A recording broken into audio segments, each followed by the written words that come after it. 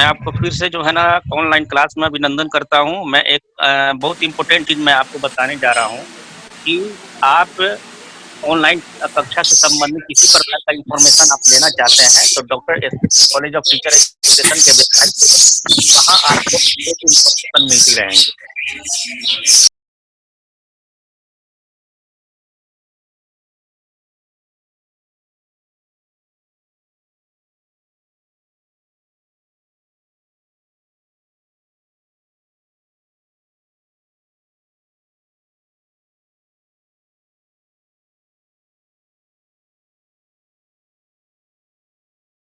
आज का जो मेरा टॉपिक था, सीसी2 से संबंधित यूनिट 3 दर्शन का वर्गीकरण यानी टाइप्स ऑफ फिलॉसफी, बहुत ही इम्पोर्टेंट जो है यह बिंदु है। क्योंकि एक्चुअली ये आपके जो है यूनिट का हिस्सा नहीं है, फिर भी मैं ये इसलिए बताना चाह रहा हूँ कि बहुत ऐसे विद्यार्थी हैं जो कि अभी भी टाइप्स ऑफ फिलॉसफी के बारे में अपने आप में जो है संकीर्ण रहते हैं कि एक्चुअली वास्तव में दर्शन के प्रकार होते क्या हैं। हमने इससे पहले भी आपको पिछली कक्षा में बताया है दर्शन की समस्याएँ। तो जब दर्शन की अवधारणाओं को स्पष्ट करते हैं, तो दर्शन की अवधारणाएँ मुख्यतः 2 बिंदुओं से स्पष्ट होती है। एक दर्शन की पाश्चात्य दर्शन दर्शन की दृष्टि और एक है भारतीय दृष्टि के अनुसार। तो जब हम पाश्चात्य दृष्टि के अनुसार दर्शन का अध्ययन करते हैं, तो मुख्यतः हमारे बीच जितनी भी जो है विश्व की समस्या है, चाहे वो ज्ञान से संबंधित हो या सत्य से संबंधित हो, चाहे ईश्वर की खोज की से संबंधित हो, या इस ब्रह्मांड को किसने बनाया, या मैं कौन हूँ, ज्ञान का के स्रोत क्या-क्या है, इन सभी जो आपके जो बिंदुएँ हैं या व्यक्ति का मूल्य क्या है, जितने भी तथ्य हैं जो आपके मानसिक सोच में उत्पन्न हो रहे हैं, ये सभी प्रश्न का जवाब दर्शन देता है।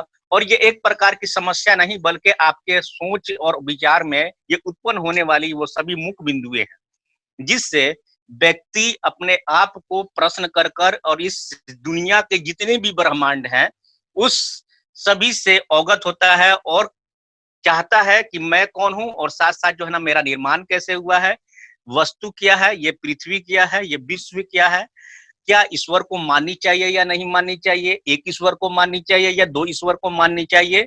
इन सभी प्रश्नों का उत्तर कहीं न कहीं इन चारों समस्या में जो है हमने देखा, जिसका पहला नाम था तत्व मीमांसा, दूसरा था ज्ञान मीमांसा, तीसरा था मूल्य मीमांसा और चौथा था तर्कशास्त्र। अब जो यहाँ हम दर्शन का जो वर्गीकरण करेंगे, तो दर्शन के वर्गीकरण के अंतर्गत जो पहला जो बिंदु है हमने लिया है पाश्चात्य के अनुसार, अर्थात वेस्टर्न कल्चर में जो है फिलॉसफी को किस नजरिए से देखा जाता है, किस बिंदुओं से इनको अध्ययन किया जाता है, तो वो मुख्य बिंदु जो है ना पाश्चात्य दर्शन में मुख्यतः 4 हैं, जिसे हम पाश्चात्य संप्रदाय के मुख्य तत्व भी कहते हैं या हम मेन एलिमेंट ऑफ फिलॉसफी भी कहते हैं। आप इसको नोट डाउन कर सकते हैं। मेन एलिमेंट ऑफ फिलॉसफी यानी दर्शन के मुख्य तत्व। तो अगर प्रश्न में अगर आए कि दर्शन के मुख्य तत्व कौन से हैं, तो दर्शन के मुख्य तत्व जो है 4 हैं। पहला तत्व मीमांसा, दूसरा है ज्ञान मीमांसा, तीसरा है मूल्य मीमांसा और चौथा है तर्कशास्त्र। चौथा क्या है? तर्कशास्त्र। तो ये बता दें, इससे पहले जितनी भी हमने समस्या पढ़ा है, मैंने आपको पहले ही बता दिया कि ये टाइप्स ऑफ फिलॉसफी है। इसीलिए यहाँ पे हमने इसको जब वर्गीकरण कर रहे थे, तो हमने इसको 2 बिंदुओं में उल्लेख किया, एक पाश्चात्य दर्शन के अनुसार और एक भारतीय दर्शन के अनुसार। तो पाश्चात्य दर्शन में जो है, दर्शन के मुख्यतः 4 प्रकार हैं या इसी को हम क्या कहेंगे, दर्शन के मुख्य तत्व कहेंगे। तो दर्शन के मुख्य तत्व कितने हैं? मुख्यतः 4 हैं। पहला है तत्व मीमांसा, दूसरा है ज्ञान मीमांसा, तीसरा है मूल्य मीमांसा। मूल्य मीमांसा में जो है जो है टाइपिंग मिस्टेक है, वो मूल्य मीमांसा है। चौथा है तर्कशास्त्र, जिसका उल्लेख मैं पिछले कक्षा में इसका विस्तृत वर्णन कर चुका हूँ। और आपके परीक्षा के हिसाब से ये जितना मैंने पढ़ाया है, वो विस्तृत है और भी विस्तृत वर्णन के लिए जो है ना, जिनको चाहिए मैं उनका उल्लेख करूँगा। दूसरा है जो बिंदु है, भारतीय संप्रदाय दर्शन के प्रकार, यानी भारतीय अनुसार दर्शन के कितने प्रकार हैं।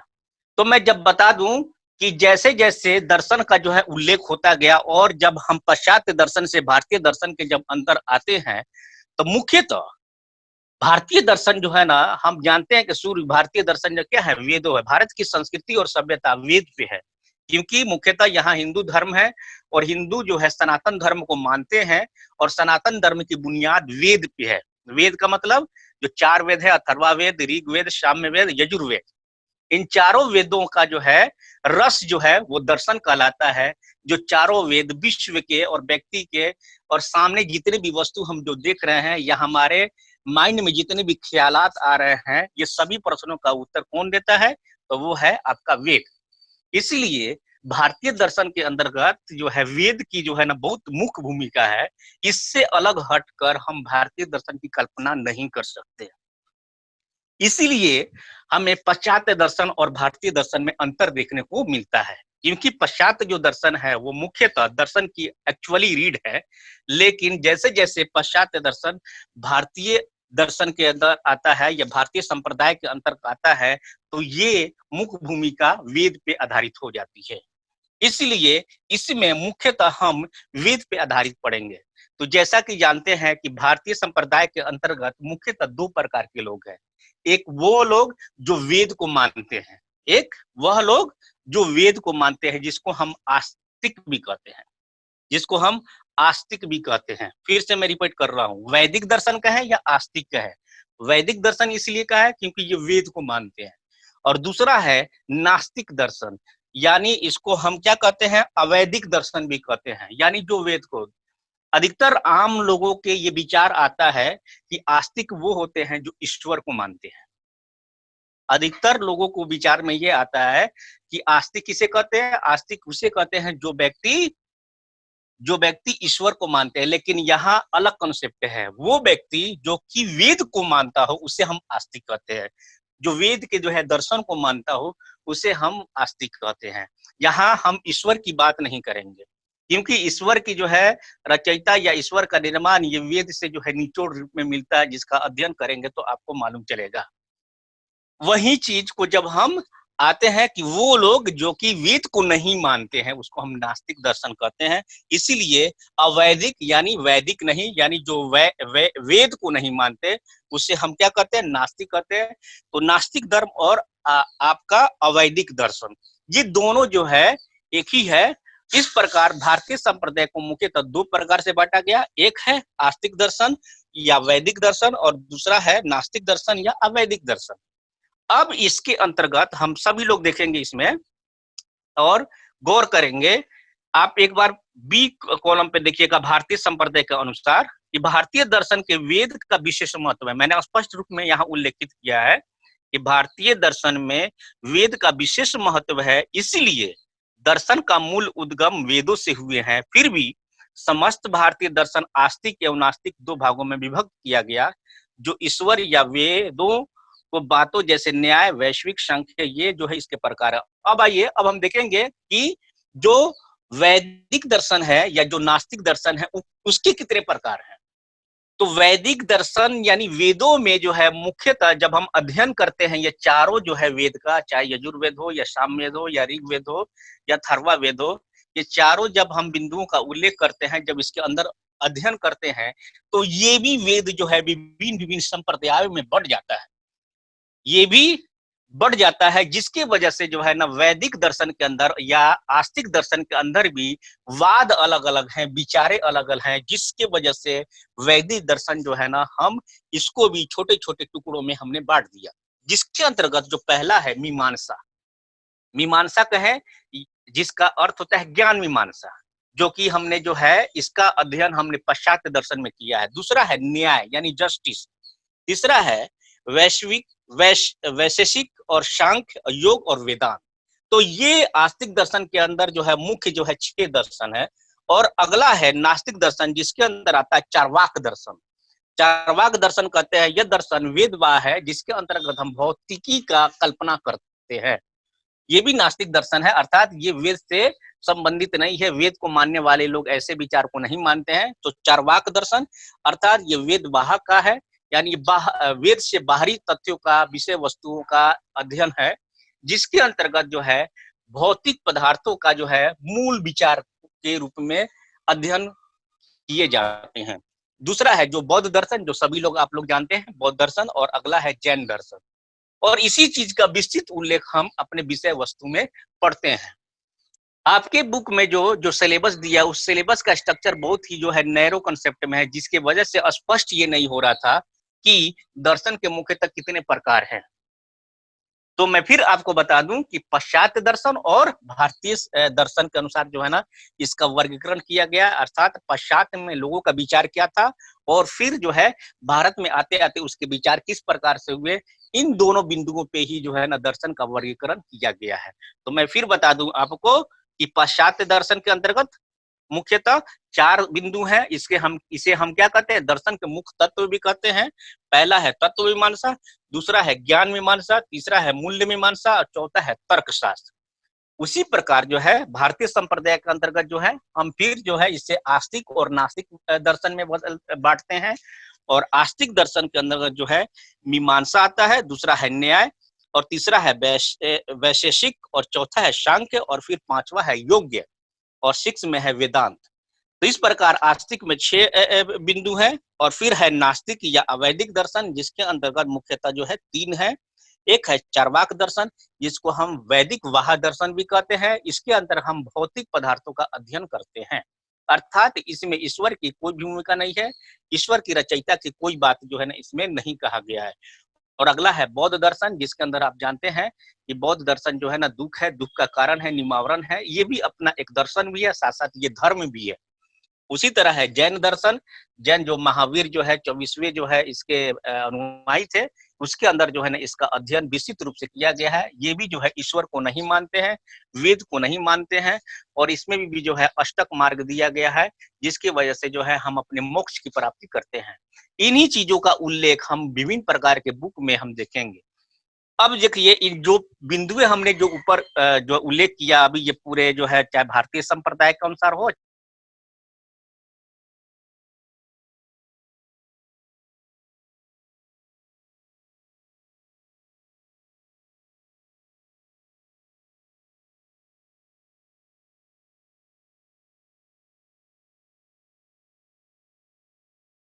जो लिखा है कि दर्शन का वर्गीकरण कैसे करेंगे, इसलिए उसका रेफरेंस मैंने यहाँ दिया है ताकि आपको स्पष्ट हो जाए कि हाँ इसका सोर्स कहाँ से लिए हैं हम।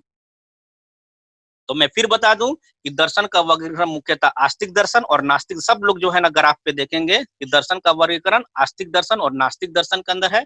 आस्तिक दर्शन यानी ईश्वरवादी, यानी जो ईश्वर पे विश्वास करते हैं, यह मुख्यतः फिर 2 भाग में बढ़ जाता है। एक है वेद पे आधारित और दूसरा है सट दर्शन।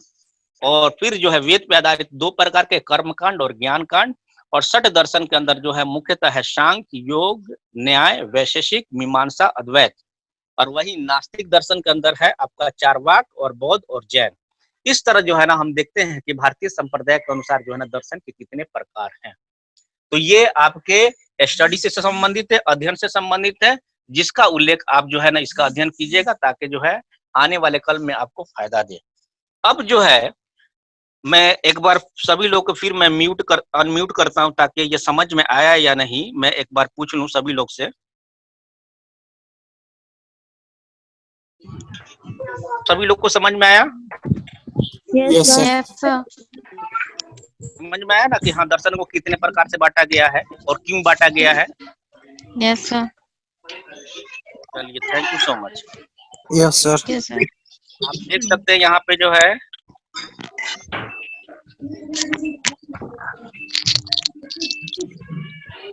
सभी लोग जो है ना अपने जो है अच्छे तरह से सुन रहे हैं, बहुत अच्छा। अपने साथ कॉपी जो है और पेन भी रखेंगे ताकि अगर कोई हाईलाइटेड बिंदु आएगा मैं उसको भी जो है उल्लेख करूंगा।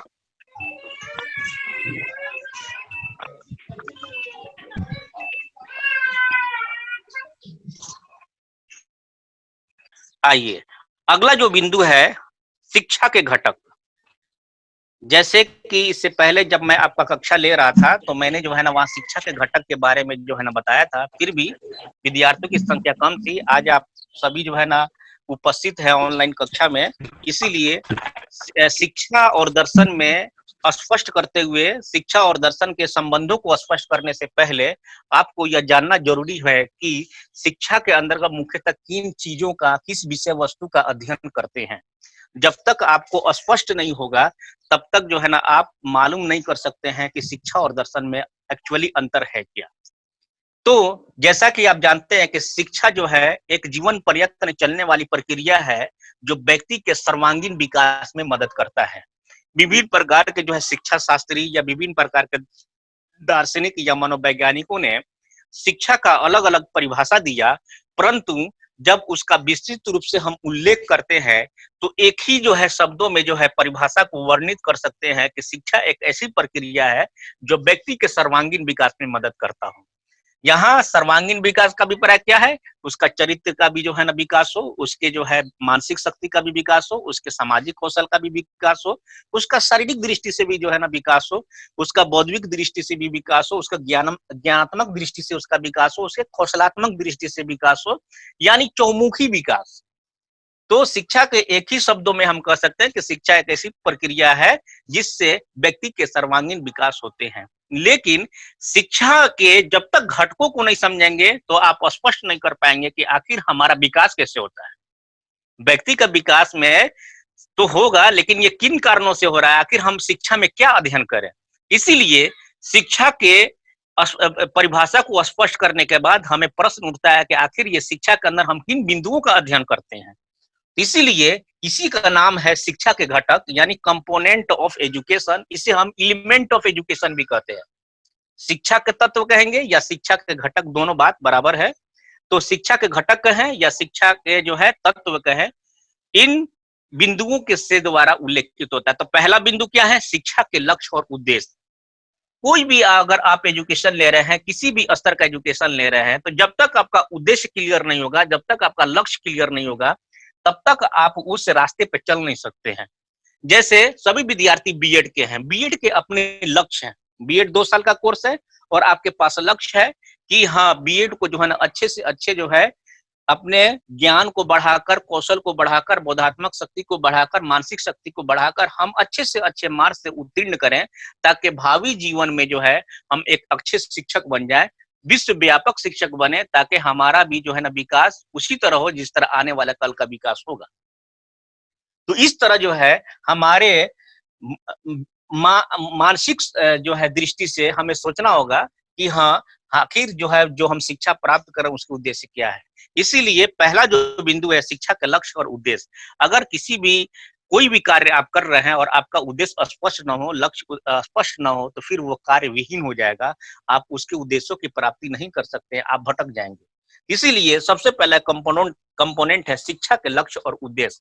और मैंने आपको बता दिया है कि शिक्षा का लक्ष्य और उद्देश्य को हासिल करने में, शिक्षा के लक्ष्य और उद्देश्य को बनाने में कौन सा मदद करता है? दर्शन, आपका कौन सा? मेटाफिजिक्स। आप पीछे जब जाएंगे तो आपको मालूम चलेगा कि हाँ, ये शिक्षा के लक्ष्य और दर्शन के निर्माण में कौन मदद करता है? तो मेटाफिजिक्स, यानी तत्व मीमांसा। तत्व मीमांसा के आधार पे हम शिक्षा के लक्ष्य और उद्देश्य का निर्धारण करते हैं। अगला है शिक्षा की प्रक्रिया, यानी किस प्रक्रिया से हम गुजरे ताकि जो है हमारा जो लक्ष्य है, जो उद्देश्य है, हम उसकी आसानी से प्राप्ति कर सकें। अगर आपका सिस्टम अच्छा ना होगा, आपका प्रबंधन अच्छा नहीं होगा, आपका मैनेजमेंट अच्छा नहीं होगा, तो फिर आप उसको बेहतर ढंग से प्राप्त नहीं कर सकते हैं। इसीलिए हमें एक सिस्टमैटिक प्रोसेस से गुजरना पड़ेगा, ताकि व्यक्ति के साथ-साथ सामाजिक दृष्टि से तथा उससे जुड़े सभी लोगों को सर्वांगीण विकास में मदद मिल सके, उसके विकास में मदद मिल सके। अगला है शिक्षा का पाठ्यक्रम। आप जानते हैं जितने भी विषय पढ़ते हैं, पेडागोजी पढ़ते हैं, सबका पाठ्यक्रम स्पेशल है। इसलिए दिया गया है कि पाठ्यक्रम क्या निर्देशित करता है? एक रास्ता निर्देशित करता है जिसपे हमको क्या है? दौड़ना है, जिसपे हमको चलना है, जिसपे हम चलकर हम अपने शैक्षिक दृष्टि, शैक्षिक जो उद्देश्य है, जो आपका लक्ष्य है, उसकी प्राप्ति कर सके। अगर पाठ्यक्रम आपका अच्छा नहीं होगा, पाठ्यक्रम आपका फ्लेक्सिबल नहीं होगा, पाठ्यक्रम उद्देशित नहीं होगा, तो फिर आप जो हो शिक्षा के जो मुख्य उद्देश्य है, जो व्यक्ति के जो मुख्य उद्देश्य है, उससे आप डेविएट कर जाएंगे और आपका लक्ष्य प्राप्त नहीं हो सकता है। इसीलिए पाठ्यक्रम का होना बहुत ही जरूरी है। किसी भी स्तर के पाठ्यक्रम हो, वो उसके लक्ष्य के और उद्देश्य की प्राप्ति में मदद करता है। जैसा कि आपने पढ़ा होगा कि ये शब्द जो है करिकुलम, करिकुलम शब्द 2 शब्दों से मिलकर बना है, एक कुरेर और क्यूरेर शब्द लैटिन वर्ड है, जिसका मतलब होता है रेस कोर्स, रनवे, जहां व्यक्ति जो है ना अपने उद्देश्यों की प्राप्ति के लिए उस मार्ग पे चलता है। तो वो मार्ग पे चलने का रास्ता कौन बताता है? वही करिकुलम। तो शिक्षा के उद्देश्यों की प्राप्ति के लिए, शिक्षा के लक्ष्यों की प्राप्ति के लिए जिस मार्ग पे हम चलते हैं, वो मार्ग क्या कहलाता है? शिक्षा का पाठ्यक्रम कहलाता है। अगर पाठ्यक्रम आप अच्छा नहीं होगा, पाठ्यक्रम आपका उद्देशित नहीं होगा, पाठ्यक्रम फ्लेक्सिबल नहीं होगा, पाठ्यक्रम जो है चाइल्ड बेस्ड नहीं होगा, पाठ्यक्रम आज का आधुनिक वर्तमान नवाचार तकनीकी के अनुसार नहीं होगा, तो फिर हम अपने चौमुखी विकास करने में मदद नहीं पा सकते हैं। इसीलिए शिक्षा का पाठ्यक्रम का होना बहुत ही जरूरी है। और हमने आपको पिछले कक्षा में बताया है कि शिक्षा का पाठ्यक्रम का निर्धारण कौन करता है? आपका ज्ञान मीमांसा और तत्व मीमांसा दोनों करता है। ज्ञान मीमांसा और तत्व मीमांसा दोनों के आधार पे जो है ना पाठ्यक्रम निर्माण करते हैं, और साथ साथ इसमें मूल्य मीमांसा भी जो है ना आपको मदद करता है कि पाठ्यक्रम का मूल्य क्या होनी चाहिए, किस प्रकार का लोग जो है ना इसका निर्माण होनी चाहिए, कैसे जो है इसका हमारे पास मूल्य निकले। तो मूल्य मीमांसा और ज्ञान मीमांसा और तत्व मीमांसा तीनों मदद करके हमारे पास एक बेहतर से बेहतर शिक्षा का पाठ्यक्रम का निर्धारण करते हैं। अगला है शिक्षण विधियां। किसी भी शिक्षा के उद्देश्यों की प्राप्ति के लिए हम विभिन्न प्रकार के विधियों का प्रयोग करते हैं। इन विधियों में आगमन विधि है, निगमन विधि है, विश्लेषण विधि है, संश्लेषण विधि है। विभिन्न प्रकार के जो है ना विधियों का उल्लेख जो है किया गया है। लेकिन हमें ये देखना होता है कि किस उद्देश्य की प्राप्ति के लिए जो है ना किस प्रकार का विधि का चयन करें। अगर आप मैथमेटिक्स पढ़ा रहे हैं और ब्लैक बोर्ड का प्रयोग कर रहे हैं, स्मार्ट बोर्ड का प्रयोग कर रहे हैं, लेकिन वहां केवल आप लेक्चर दे रहे हैं, तो फिर वो सक्सेस नहीं है। अगर आप कंप्यूटर पढ़ा रहे हैं और कंप्यूटर का सिलेबस है, आप केवल जो है थ्योरी पढ़ा रहे हैं, लेकिन उसको प्रैक्टिकल नॉलेज नहीं दे रहे हैं, व्यवहारिक नॉलेज नहीं दे रहे, तो वो सक्सेस नहीं है। तो किस प्रकार के शिक्षण विधि कब और कहाँ देनी है, इसका भी निर्धारण कौन करता है? ये फिलॉसफी करता है। इसीलिए जो है यहाँ जितने भी बिंदु हैं सब आपके लिए महत्वपूर्ण है। अगला है शिक्षण की प्रविधियां। शिक्षण की प्रविधियां यानी technique of education. Technique of education का अभिप्राय यहाँ है कि जब हम शिक्षा का संचालन करते हैं, जब कक्ष में जो है ना या ऑनलाइन कक्षा के दौरान जब हम शिक्षण की प्रक्रिया को बनाते हैं, तो कभी-कभी हमें कुछ प्रविधियों का प्रयोग करना पड़ता है, जैसे कि oral work, assignment work, brain storming. ये कुछ विधियां हैं जिनको जो है हमें समय समय पे करनी पड़ती है। उसी तरह जो है ना मौखिक कार्य, जो बोलकर कभी पूछ लेना, कभी लिखित कार्य करा लेना, कभी असाइनमेंट कार्य दे देना यानी दत्त कार्य दे देना, कभी गृह कार्य दे देना, कभी ब्रेन स्टॉर्मिंग करा लेना, कभी कभी जो है ना हम प्रॉब्लम सॉल्विंग मेथड का प्रयोग कर लेना। तो ये सब जितनी भी विधियां हैं, ये जितनी भी प्रविधियां हैं, ये सब शिक्षण की जो है प्रविधियां हैं। मैं फिर आपको बता दूं कि शिक्षण की प्रविधि के अंतर्गत कौन कौन से आते हैं? आपके मौखिक कार्य, लिखित कार्य, दत्त कार्य, गृह कार्य, brain storming, problem solving method, grouping method. ये सब जितने भी विधियां हैं, ये सब जो है शिक्षण की प्रविधि के रूप में होते हैं। मैं फिर आपको बता रहा हूं कि शिक्षण की प्रविधि के अंतर्गत कौन कौन से बिंदु लेते हैं, तो आप नोट कर लीजिए। पहला है मौखिक कार्य के रूप में, कभी कभी हम मौखिक पूछते हैं यानी ओरल वर्क भी कराते हैं, कभी कभी हम लिखित वर्क कराते हैं, कभी कभी जो है ना हम असाइनमेंट कार्य देते हैं, कभी कभी हम गृह कार्य भी देते हैं, कभी कभी हम ब्रेन स्टॉर्मिंग कराते हैं, कभी कभी जो है ग्रुप सॉल्विंग मेथड से जो है भी हल कराते हैं। तो ये सब जो है ना शिक्षण की प्रविधियां हैं। और शिक्षण की प्रविधियां हमें डिपेंड करता है कि कक्षा का उद्देश्य क्या है, कक्षा का में हम क्रिया प्रक्रिया को किस रूप से जो है ना हम आगे बढ़ा रहे हैं। तो विभिन्न प्रकार के विषय वस्तु के आधार पे, विभिन्न प्रकार के शिक्षण विधियों के आधार पे हम कक्षा कक्ष में अपने उद्देश्यों को प्राप्त करने के लिए, अपने लक्ष्यों की प्राप्त करने के लिए और बच्चों के सर्वांगीण विकास करने के लिए, बच्चों के अंतर्गत जो है ना बौद्धिक कौशल ज्ञान को बढ़ाने के लिए हम विभिन्न प्रकार के आवश्यकता अनुसार प्रविधियों का प्रयोग करते हैं, जो कि हर विद्यार्थी को, यहाँ तक शिक्षक को भी और उसके शिक्षक से और विद्यार्थी के बीच में चलने वाली प्रक्रियाओं के बीच एक सकारात्मक जो है शैक्षिक उद्देश्यों की प्राप्ति में मदद करता है। इसीलिए जो है हमें शिक्षण की प्रविधियों का होना बहुत ही जरूरी है। अगला जो बिंदु है वह है शिक्षण की भूमिका, यानी शिक्षण की भूमिका या अर्थात कि रोल ऑफ एजुकेशन क्या होनी चाहिए, रोल ऑफ टीचिंग क्या होनी चाहिए, यानी किस प्रकार के जो है ना हम शिक्षण का प्रयोग करें ताकि हमारे भूमिका को, हमारे अंदर जो कार्य जो हम कर रहे हैं, कि हमें सबकी अपनी अपनी जो है कार्य है वो भूमिका को पूरा करें। शिक्षण का अपना कार्य है, एक शिक्षक का अपना कार्य है, छात्र का अपने कार्य है। इन दोनों के बीच में समायोजन प्रक्रिया के अंतर्गत चलने वाली एक अलग कार्य है।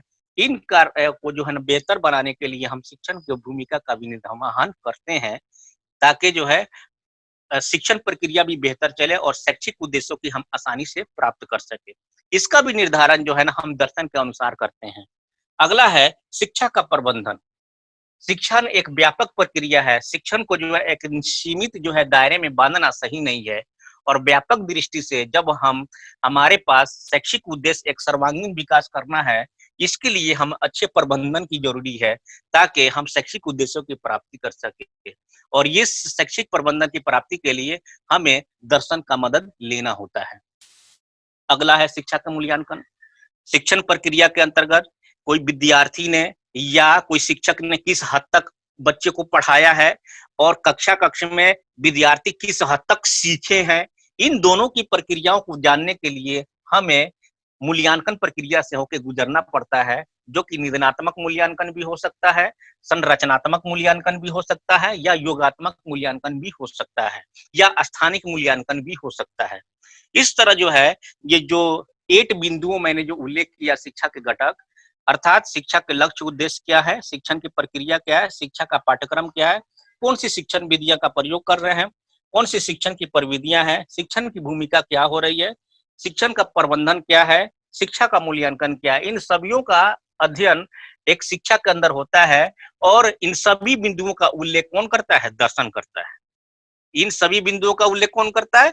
दर्शन करता है। इसीलिए जब हम दर्शन और फिलॉसफी के बीच जो है जब अंतर जानेंगे, या जब दर्शन और शिक्षा के बीच में संबंधों का उल्लेख करेंगे, तो वहां पे हमें ये माइंड में ध्यान में रखना पड़ेगा कि हाँ, शिक्षा के जो घटक होते हैं, इन घटकों को निर्माण में, अर्थात शिक्षण के लक्ष्य और उद्देश्य के निर्धारण में, या शिक्षण की प्रक्रिया को निर्धारण में, शिक्षा का पाठ्यक्रम कैसा हो, शिक्षण की विधियां क्या हो, इन सभी बिंदुओं का जो है उल्लेख करने में हमें दर्शन कहीं ना कहीं मदद कर रहा है। इस प्रकार जो है हम देखेंगे कि इससे पहले भी हमने आपको बताया है कि शिक्षा के अंतर्गत जो है किसी भी तथ्य या किसी भी वस्तु को जानने के लिए मुख्यतः बहुत से पक्ष होते हैं। एक तो सैद्धांतिक पक्ष है, एक तो व्यवहारिक पक्ष है, एक सामाजिक पक्ष है, एक तकनीकी पक्ष है। सैद्धांतिक पक्ष को अगर हमें जानना हो तो वो दर्शन से द्वारा होगा। व्यवहारिक पक्ष जानना हो तो हमें शिक्षा के द्वारा होगा। इसका उल्लेख जो है ना हम करेंगे आगे, कि आपको स्पष्ट होनी चाहिए कि शिक्षा के अंतर्गत जब हम व्यवहारिक पक्षों का अध्ययन करेंगे तो हमें शिक्षा मदद करता है, लेकिन इसके दार्शनिक पक्ष का अध्ययन कौन करेगा, या सैद्धांतिक पक्ष का अध्ययन कौन करेगा? दर्शन। तो किसी भी तथ्य या किसी भी, नोट कर लीजिए, किसी भी तथ्य या किसी भी विषय वस्तु के बारे में जब हम उसके सैद्धांतिक पक्ष का अध्ययन करते हैं, वो दर्शन करता है। किसी भी तथ्य या किसी भी विषय वस्तु के बारे में जब सैद्धांतिक पक्ष का अध्ययन करना हो तो कौन करेगा? दर्शन करेगा। और इसके व्यवहारिक पक्ष का अध्ययन कौन करेगा?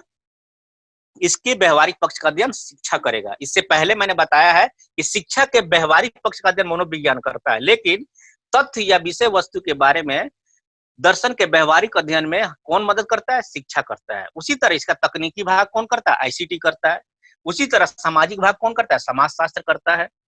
तो जब हम शिक्षा और दर्शन के बीच जब संबंधों को समझते हैं, तो हमें स्पष्ट होनी चाहिए कि दर्शन क्या है और शिक्षा क्या है। हमारे पास मुख्यतः 2 मूल प्रश्न हैं, दर्शन क्या है और शिक्षा क्या है। तो दर्शन मैंने बता दिया कि दर्शन भारतीय संप्रदाय के अनुसार क्या है, और दर्शन जो है पाश्चात्य दर्शन के द्वारा क्या है। यहाँ पे जब हम शिक्षा और दर्शन के बीच में संबंधों का उल्लेख करते हैं, तो महान दार्शनिक रॉस ने कहा है कि शिक्षा और दर्शन सिक्के के एक ही पहलू हैं, जहां शिक्षा जो है सैद्धांतिक पक्ष है, और जहां जहां दर्शन जो है सैद्धांतिक पक्ष है, और शिक्षा क्या है? व्यवहारिक पक्ष है।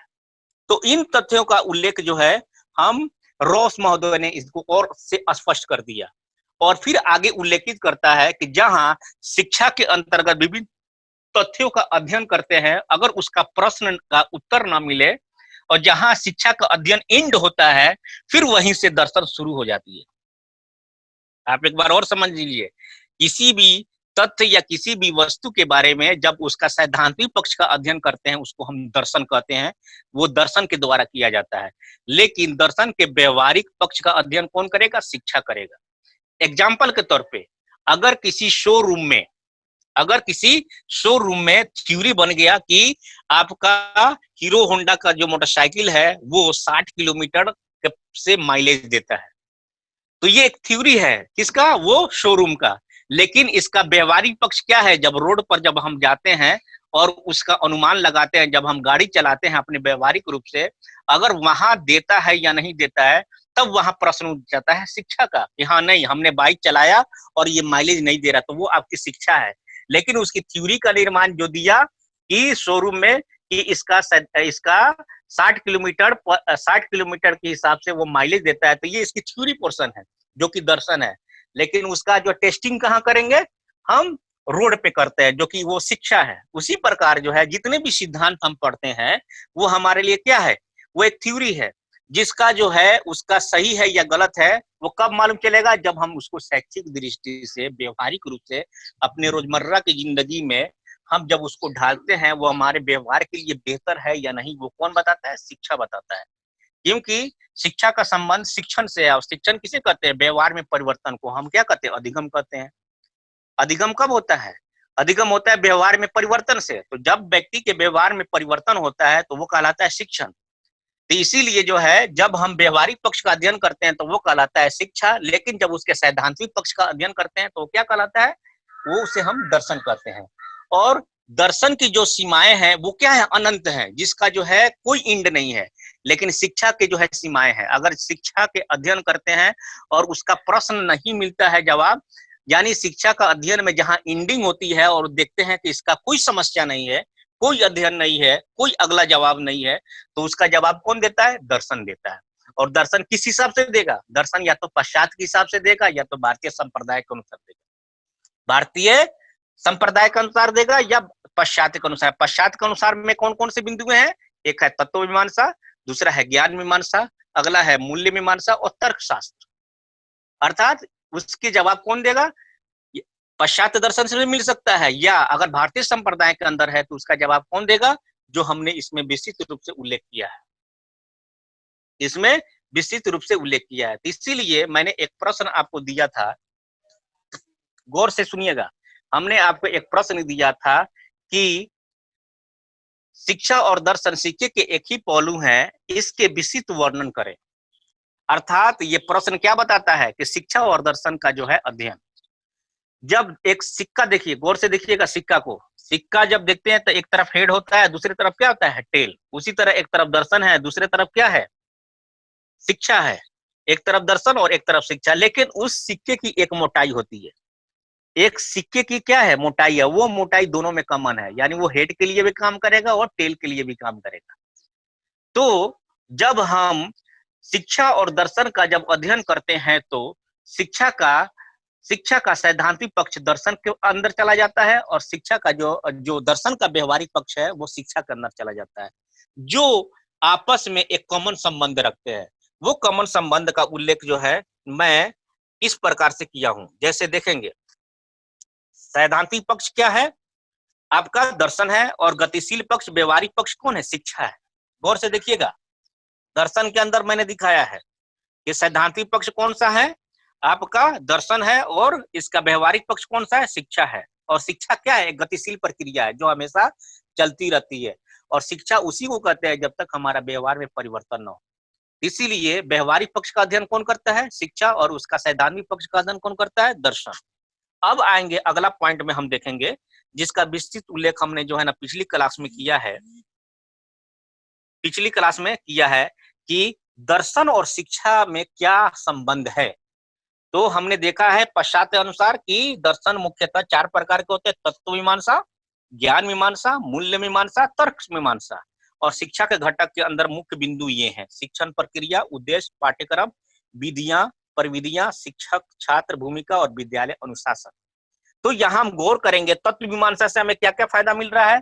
तत्व मीमांसा से गौर से देखेंगे, सभी लोग जो है चित्र पर फिगर पे देखेंगे, तत्व मीमांसा से कितने जो है फायदे मिल रहे हैं। तत्व मीमांसा से शिक्षण की प्रक्रिया का निर्माण होता है, तत्व मीमांसा से शैक्षिक उद्देश्य का निर्माण होता है, तत्व मीमांसा जो है शिक्षण प्रविधियों का निर्माण होता है, तत्व मीमांसा से शिक्षक छात्र की भूमिका का भी जो है निर्वहन या उसके स्थायित्व को मजबूत करने में मदद करता है। वहीं तत्व मीमांसा से हमें विद्यालय का अनुशासन बनाने में भी जो है मदद करता है। फिर दूसरा पॉइंट पे आएंगे, सभी लोग गौर से देखेंगे ज्ञान मीमांसा के बारे में। अब ज्ञान मीमांसा से हमें क्या फायदा मिल रहा है शिक्षण की प्रक्रिया को बनाने में।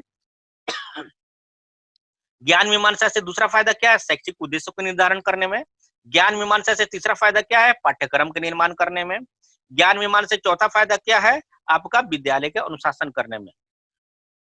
उसी तरह जो है ना मूल्य मीमांसा के अंदर आएंगे, हम देखेंगे तो मूल्य मीमांसा के अंदर हमें क्या आ रहा है कि पाठ्यक्रम का मूल्य कैसा होना चाहिए, पाठ्यक्रम कैसा होना चाहिए, उसके निर्धारण करने में मदद। और मूल्य मीमांसा से दूसरा क्या है, शिक्षक और छात्र की भूमिका, यानी शिक्षक और छात्र में किस प्रकार के संबंध होनी चाहिए, वो संबंध मधुर है, वो मूल्य है। तो शिक्षा और छात्र की भूमिका का निर्धारण और पाठ्यक्रम का निर्धारण कौन करता है, मूल्य मीमांसा। और अगला जो पॉइंट है वो है तर्क मीमांसा, अर्थात तर्क मीमांसा के अंदर आगमन विधि और निगमन विधि आते हैं।